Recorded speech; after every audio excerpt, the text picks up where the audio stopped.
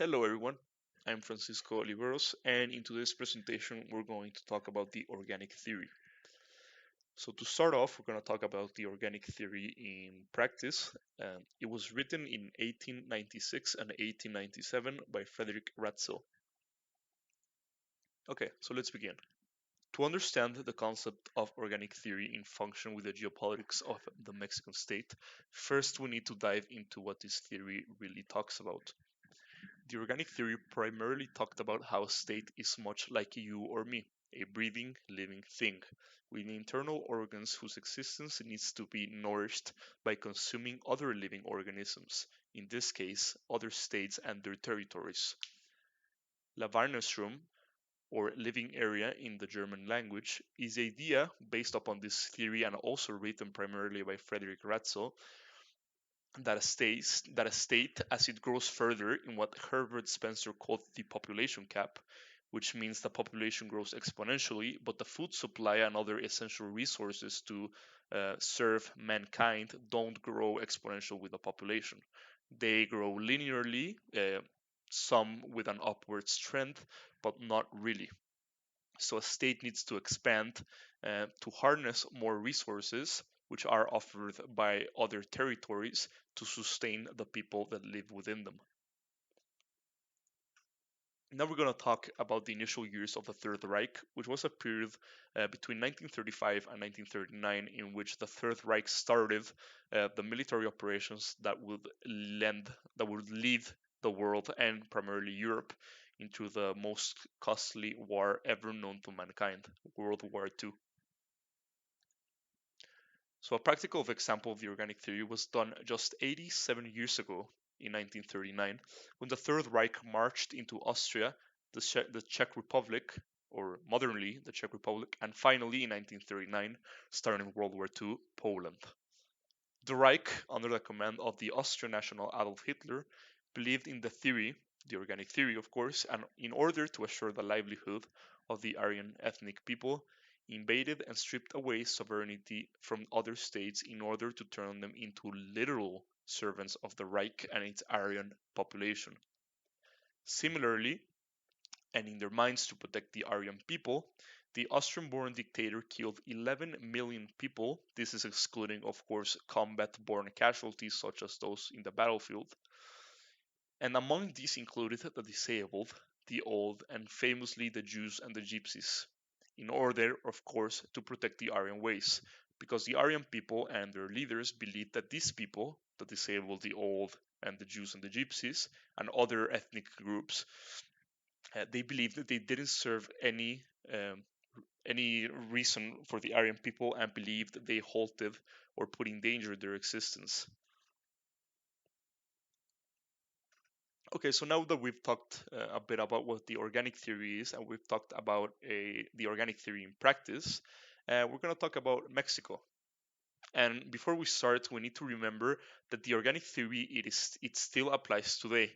And much would say that it is a older theory that is not being used since World War II, but you can see it all along history and more recently, currently ongoing in the Ukrainian invasion. So now we're going to talk about Mexico.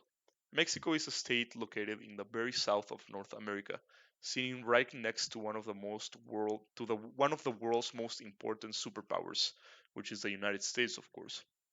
Mexico's geography in relation to its politics is the following.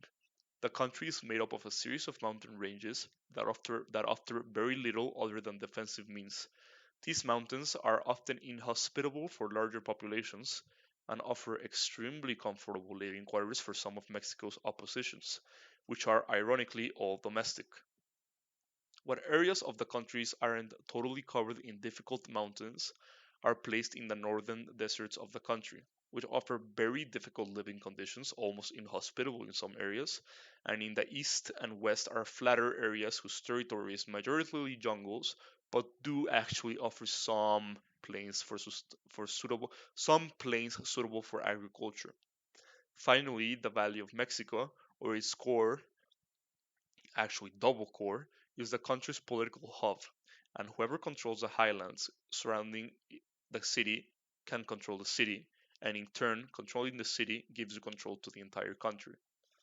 The main weakness of Mexico, geographically speaking, is the other part of its double core, the port city of Veracruz, who is located on the east part of the country and is a port giving way into the Gulf of Mexico. This city has offered, historically, invading forces pseudo-safe passage right into the capital. The Americans used it, the French used it, and the Spaniards used it. This is a map, of course, of what I literally just talked about. And we can see the core, which is Mexico City and the Valley of Mexico, the other part of the double core, which is Veracruz, the outer core, which are these states, the sea approach, which is the peninsula, and which are the two peninsulas, sorry, and the northern frontier.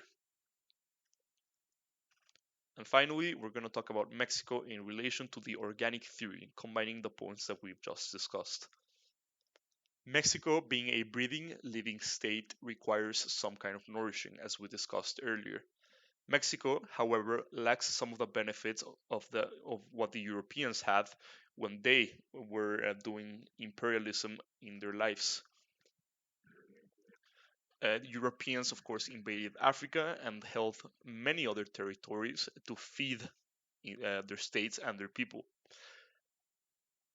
And Mexico also lacks any kind of influential naval power to expand and feed um, the country. And in modern times, it is very difficult to commit imperialism as the international relationships are more stronger than ever. But that doesn't exclude the Russians, for example, of trying it anyways. The country, however, has neighbors, so it could theoretically invade them, right? Well, not really. It would not be very wise of Mexico to do this for the following reasons.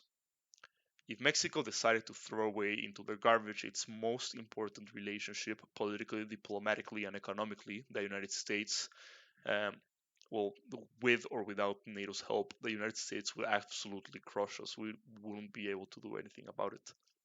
The territories to our south give absolutely no benefit to us as they are covered on unstable terrain for the Mexican state or unusable terrain for the Mexican state. Belize and Guatemala are very mountainous and don't really offer any usable land that could nourish the state. So Mexico, in conclusion, in order to nourish itself, it must focus solely on fixing their domestic problems. They need to work to keep the country centralized and protect its flank for any foreign invasion.